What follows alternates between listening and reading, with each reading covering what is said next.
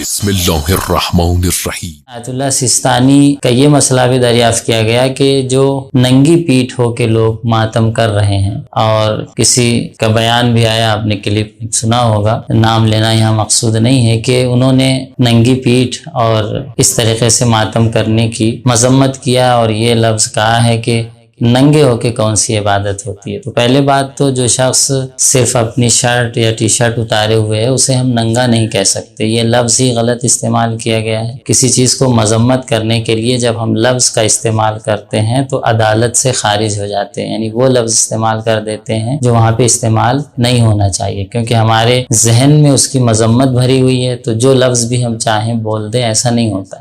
ننگے ہو کے عبادت کرنا یہ لفظ ہی غلط ہے۔ پہلی بات تو یہ اس کو ننگا نہیں کہا جائے گا، ننگی پیٹھ کہا جائے گا، تو اردو کو صحیح کرنے کی ضرورت ہے۔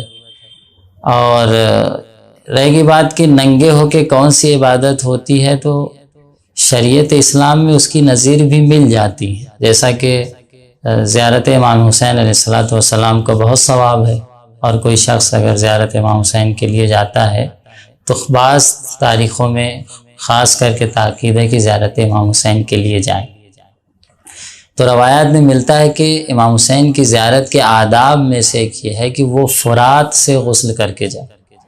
تو اب جو شخص فرات سے غسل کر کے جائے گا، غسل کرنا عبادت ہے، امام حسین کی زیارت کے لیے غسل کر رہا ہے، تو وہ کیا لباس پہن کے غسل کرے گا؟ واضح سی بات ہے کہ غسل کوئی لباس پہن کے نہیں کرتا، حداقل اوپر کا لباس اتار کے کرتا ہے، اور یہ ایک رائج چیز ہے۔ تو کہنے کا مقصد ہے کہ نظیر بھی شریعت میں ہے کہ جو چیز عبادت ہے اور ننگے ہو کے، یعنی ننگی پیٹھ ہو کے اگر انسان انجام دیتا ہے تو کوئی اس میں مذمت نہیں ہے۔ اور اسی حوالے سے آیت اللہ خامنئی کا جو فتویٰ ہے، یعنی کہ تطبیر یا خونی ماتم کرنا، تو ان کا بھی جو مبنی ہے، دیکھیے ایک فقہی مبنی ہوتا ہے اور ایک یہ کہ دفتر کیا جواب دیتا ہے۔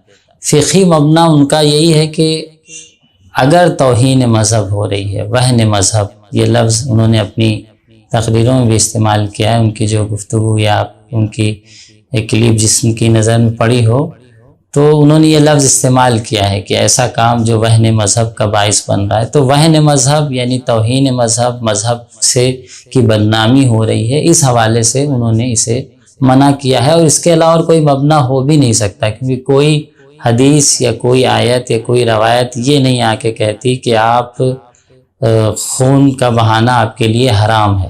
وہ بعض لوگ دلیل لاتے ہیں اور یہ کہتے ہیں کہ قرآن میں یہ آیت ہے لا تلقوا بأیدیکم الی التہلکہ، آپ اپنے کو ہلاکت میں نہ ڈالیے، یا اپنے کو ضرر پہنچانا جائز نہیں ہے۔ تو وہ تمام دلیلیں بھی ان موارد ضرر اور نقصان کو شامل کرتی ہیں جہاں پر ضرر معتنب یعنی قابل توجہ ضرر ہو۔ تمام فقہا کا یہ نظریہ موجود ہے۔ مثال کے طور پر کوئی شخص اپنی آنکھ پھوڑ لے رہا ہے، اپنا ہاتھ کاٹ لے رہا ہے، تو ایسے ضرر جو قابل توجہ ضرر ہیں، انسان کا عضو ناقص ہو جا رہا ہے، بدن ناقص ہو جا رہا ہے، وہ کہتے ہیں کہ ایسے ضرر کو پہنچانا جائز نہیں ہے۔ لیکن اگر کوئی مختصر خون بہا رہا ہے، البتہ یہاں پر یہ بھی کہا جاتا ہے کہ بہت سے لوگ جذبات میں آ کر زیادہ مار لیتے ہیں اور یعنی ان کا انتقال ہو جاتا ہے، دنیا سے چلے جاتے ہیں، یا بہت ہی سیریس حالت ہو جاتی ہے۔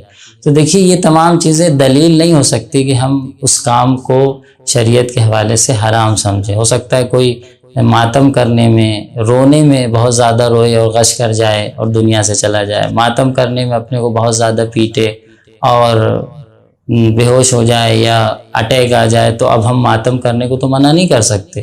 کہنے کا مقصد یہ ہے کہ اگر کوئی شخص زیادہ روی کر رہا ہے اور اس حد تک کر لے رہا ہے کہ اس کو زیادہ نقصان پہنچ رہا ہے، تو وہ اس کی انفرادی ذمہ داری ہے۔ شریعت کا جو حکم ہے وہ معین ہے، کیونکہ شریعت کا جو حکم ہے کچھ کلیات اور کچھ قانون کے تحت چلتا ہے۔ فرد یا افراد کی وجہ سے ہم پورے شریعت کا حکم بدل نہیں سکتے۔ تو کوئی ایسی دلیل، حدیث یا روایت موجود نہیں ہے کہ جو اس کام کو حرام کرے، بلکہ ہاں مرجحات، شاید دلیل تو ہم نہیں کہہ سکتے، مرجحات ایسے اعمال تاریخ میں ملتے ہیں کہ بعض لوگوں نے غم میں آنسو بہائے یا غم میں خون بہایا، لیکن ان چیزوں کو ہم دلیل نہ بھی مانتے ہوئے جو چیز مین یہ ہے کہ ہم اس کام کو حرام کیسے ثابت کر سکتے ہیں کہ حرام کیسے، کیونکہ اسلام میں دیکھیے ہر چیز قانون پہ چلتی ہے۔ قانون یہ ہے کہ خود امام نے فرمایا کہ کل شیء لک حلال حتی تعلم انہ حرام بعینہ، ہر چیز آپ کے لیے حلال ہے یہاں تک کہ آپ کو علم ہو جائے کہ کوئی چیز حرام ہے۔ تو جب تک علم نہیں ہے حرمت کا ہم حکم اولی کے تحت فتویٰ نہیں دے سکتے۔ ہاں یہ جو حکم ثانوی ہے کہ توہین مذہب و وہن مذہب ہے تو یہ کسی بھی چیز پہ آ سکتا ہے۔ مثال کے طور پر یہ عنوان ثانوی ضرورت کے وقت آتا ہے، کوئی شخص بیمار ہے ڈاکٹر کے پاس جاتا ہے، ڈاکٹر اس سے کہتا ہے کہ آپ فلاں چیز نہ کھائیے، مثال کے طور پہ چاول نہ کھائیے، چاول آپ کے لیے سخت نقصان دہ ہے، تو اب یہ دلیل نہیں بن جائے گا کہ ہمیشہ چاول کھانا انسان کے لیے نقصان دہ ہو جائے اور وہ ہمیشہ چاول نہ کھائے۔ ڈاکٹر نے منع کیا، عارضی طور پر اس کے لیے وہ کام نقصان کا باعث تھا اس لیے منع کر دیا گیا۔ تو اسی طرح وہن مذہب، توہین مذہب اگر عمومی طور پر ہو رہا ہے اور مجتہد نے تشخیص دیا ہے اور یہ کہا ہے کہ نہ کریں، بالخصوص ایران میں کیونکہ وہاں نظام اسلامی ہے اور حاکم شرع یا ولی فقیہ کو یہ اختیار اپنے اعتبار سے ہے کہ حکومت کو چلانے کے حوالے سے وہ منع بھی کر سکتا ہے۔ تو ایک حکومتی نظام اور اسلامی نظام اور یہ کہ ہم اس کو شریعت کا حکم بنا دیں کہ شریعت میں اس چیز کو حرام قرار دیا ہے تو ایسا نہیں ہے۔ ہاں اگر توہین مذہب یا وہن مذہب کا شبہ پایا جاتا ہے اور آپ کو ایسا لگتا ہے کہ توہین مذہب ہے تو جہاں پر ہوگا وہاں پہ آپ نہ کریں، لیکن اگر کہیں ایسی جگہ ہے کہ جہاں پہ ایسا کوئی مسئلہ پیش نہیں آتا تو جو مجتہدین حلال سمجھتے ہیں اور اجازت دیتے ہیں ان پہ رجوع کر کے آپ کر سکتے ہیں۔ تو بہرصورت مسئلہ پہلی بات تو تقلیدی ہے کہ ہر شخص اپنے مجتہد پہ رجوع کرے، مجتہد نے جو فتویٰ دیا ہے اس مسئلے میں اس پہ عمل کرے، اور تقلید سے ہٹ کر اگر مبنا کے لحاظ سے دیکھا جائے، فقہی مبنا کے لحاظ سے، تو بذات خود فی نفسہ ہی یہ کام حرام نہیں ہو سکتا ہے، کیونکہ شریعت میں حرام ہونے کی کوئی دلیل نہیں ہے، اور جب تک کوئی چیز شریعت میں حرام ہونے کی دلیل نہ موجود ہو کل شیء لک حلال کے زمرے میں آئے گی۔ ہر چیز آپ کے لیے حلال ہے حتی تعلم انہ حرام بعینہ، یہاں تک کہ آپ کو علم ہو جائے کہ وہ کام حرام ہے۔ تو پہلے تو مسئلہ تقلیدی ہے، انسان کو چاہیے کہ جو جس کی تقلید کرتا ہے اس پہ رجوع کرے، اور قوم میں انتشار ڈالنے کی ضرورت ہی نہیں ہے کہ ہم ایک دوسرے کی مخالفت کریں اور اس کو برا ٹھہرائیں۔ آپ جس کی تقلید کرتے ہیں اس نے جو نظریہ دیا اس پر عمل کریں۔ اب اگر قوم میں کچھ لوگ آ کے کہتے ہیں کہ یہ کام نہ کریں، یا مثال طور پر جو لوگ ننگی پیٹھ کر رہے ہیں، تو اب ننگی پیٹھ کر رہے ہیں وہاں عورتیں ہوتی ہیں، تو دیکھیے یہ عورتوں کی ذمہ داری کہ حجاب کریں۔ عورت پر حجاب واجب ہے، مرد پر حجاب واجب نہیں ہے۔ ہاں عورت اگر حجاب میں ہے، اپنے روم میں ہے، اپنے گھر میں ہے، یا ایک چار دیواری بنا دی گئی ہے، پردہ لگا دیا گیا ہے کہ یہ عورتوں کے لیے مقام ہے اور جلوس میں عورتیں یہاں ہوں گی، تو وہاں مرد کو حق نہیں کہ وہ ننگی پیٹھ جائے، کیونکہ اسلام نے کہا ہے کہ عورت پر واجب ہے کہ حجاب کرے۔ اب اگر عورت حجاب میں ہے تو مرد کو حق نہیں کہ وہاں پر جائے، لیکن اگر مرد جلوس میں ہے، عام شاہراہوں پر ہے، تو وہاں پر عورت کی ذمہ داری ہے کہ نہ آئے، مرد کی یہ شرعی کوئی ذمہ داری نہیں بنتی۔ ہاں ایسی جہاں عورتوں کے لیے مہیا کیا گیا ہے کہ بھائی جلوس میں یہ پردہ لگا دیا گیا، یہ دیوار کھینچ دی گئی، یا کوئی صحن ہے یہاں پہ صرف عورتیں ہوں گی، تو اب مردیں خاص کر کے وہاں اس لباس میں نہ جائیں، وہ تو موجود ہے۔ لیکن آپ یہ کہیں کہ مرد جو ہے کہیں پر یہ حق نہیں رکھتا کیونکہ عورتیں موجود ہوتی ہیں، تو یہ شریعت کو یعنی ایک الٹی ذمہ داری دی جا رہی ہے۔ یہ ذمہ داری خاتون کی، عورت کی ہے کہ وہ اپنے کو حجاب میں رکھے، اور ایسی جہاں پہ جلوس چل رہا ہے اور مثال کے طور پر ماتم ہو رہا ہے، کپڑے اتار کے وہاں پر نہ جائے۔ اس کی وجہ سے ہم شریعت کے حکم کو بدل نہیں سکتے۔ جو لوگ ایسے مسائل اور دین کے مسائل کو اپنے اعتبار سے بیان کرنے کی کوشش کرتے ہیں، بجائے کہ مراجع اعظام، مراجع کرام کی طرف ارجاع دے اور یہ کہیں کہ بھائی یہ مسئلہ تقلیدی ہے، آپ جائیے رجوع کریے۔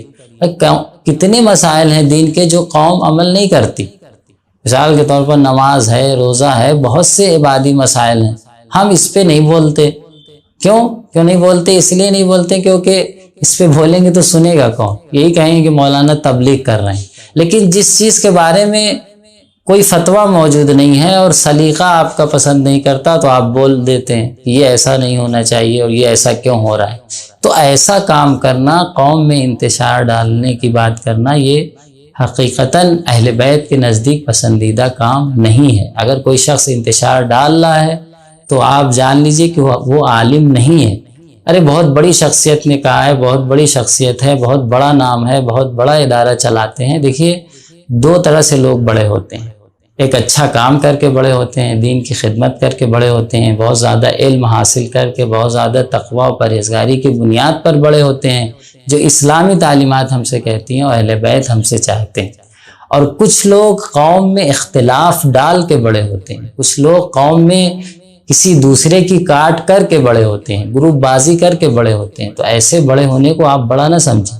دین کا حقیقی بڑا وہ ہے کہ جس نے دین کو سمجھا ہے اور دین پر عمل کیا ہے اور تعلیمات اہل بیت کو ہم تک پہنچانے کی کوشش کر رہا ہے، قوم میں آپس میں اتحاد برپا کر رہا ہے. اچھا وہ بھی کہا جاتا ہے کہ وہ تو جناب دوسری قوموں سے اتحاد کرتے ہیں. بھائی جو اپنے میں اتحاد برپا نہ کر سکے وہ دوسروں سے کیا اتحاد کرے گا؟ تو باتیں بہت سی ہیں. بہر صورت یہ خلاصہ ایک مبنی جو علمی کرچے، یہ چیزیں عوام میں علمی مبنی بیان کرنے کی فرصت نہیں ہوتی کہ انسان اس کے بارے میں ڈسکس کرے، کیونکہ بہت سے سوالات ممکن ہے پیش آئیں. لیکن اشارتاً کیونکہ عوام جو ہے اور مومنین کبھی کبھی نہیں جانتے کہ واقعاً کوئی چیز فتویٰ دے کے حرام ہو سکتی ہے، نہیں ہو سکتی ہے، یا شریعت کا اس کے حوالے سے کیا حکم ہونا چاہیے. اس لیے ہم نے اشارتاً بتا دیا کہ فقہی مبنی کے لحاظ سے کوئی بھی مجتہد کے پاس اور کوئی بھی روایت یا حدیث یا آیت موجود نہیں ہے کہ یہ کام حرام ہے. جو بھی اس کام کو حرام سمجھ رہا ہے عنوان ثانوی کے تحت حرام سمجھ رہا ہے. عنوان ثانوی یعنی ایک اضطراری عنوان، ایک عارضی عنوان. بطور مثال ہم نے بتایا نا کہ ڈاکٹر، آپ بیمار ہیں، ڈاکٹر نے آپ سے کہہ دیا کہ آپ فلاں غذا نہ کھائیے، چاول نہ کھائیے، یہ آپ کے لیے سخت مضر ہے، کھا لیں گے تو آپ کی جان بھی جا سکتی ہے. تو یہ دلیل نہیں بن جائے گا کہ چاول کھانا ہمیشہ حرام بن جائے. تو جب عمومی طور پر یا مثال کے طور پر اس سے غلط فائدہ اٹھایا جا رہا ہے، وہن مذہب ہو رہا ہے، جہاں پہ ہو رہا ہے اور جس زمانے میں ہو رہا ہے وہیں پر ہمیں احتیاط کرنے کی ضرورت ہے. اس کو ہم شریعت کا حکم سمجھ کر ہمیشہ کے لیے حرام نہیں قرار دے سکتے ہیں. السلام علیکم ورحمۃ اللہ وبرکاتہ. فاطمہ آئی فدکگی کے بہانے آئی، حق علی کا ہے یہی سب کو جتانے آئی. آئی نا ظالم و جابر کو دکھانے آئی، کیا ولایت ہے یہ غاصب کو بتانے آئی. علی پہلے خلیفہ، علی شوہر